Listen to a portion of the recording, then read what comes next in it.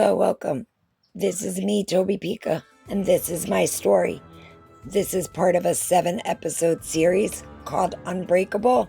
This is episode 6, The Rebuild. There's a quiet moment after the fall, when the world doesn't move, and it's just you, sitting in the ruins of what used to be your life. No noise, no pretending, no front, just truth. That's where I was. Broken, but breathing. And as long as I was breathing, I wasn't done. Facing myself. The hardest part of rebuilding isn't the work. It's looking at the reflection you've spent years avoiding. I had to face me, not the tough girl, not the fighter, not the street soldier, but me. The woman who was tired, the woman who was scared, the woman who wanted something more, even if she didn't know how to get it. I remember looking in the mirror for the first time. I didn't see the pain. I saw a spark. It was small, but it was real. And that was enough to start. Cutting ties. When you rebuild, you can't bring anything from the old world into the new one. I had to cut ties with habits, with people, with places that kept me in chains. That meant walking away from fake love, from old streets, from friendships that only existed in the darkness. That kind of letting go hurts. But pain that sets you free is different than the pain that breaks you. Every goodbye gave me back a piece of myself.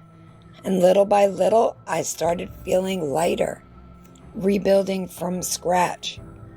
Starting over doesn't look like a movie. It looks like showing up tired. It looks like shaky hands signing papers, showing up to classes, or just not giving up on a Tuesday.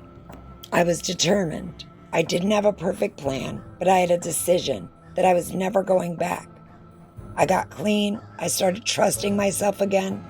I built a routine, a structure, a foundation. People didn't believe me at first. They were used to the old Toby. But I wasn't living to prove anything anymore to anyone.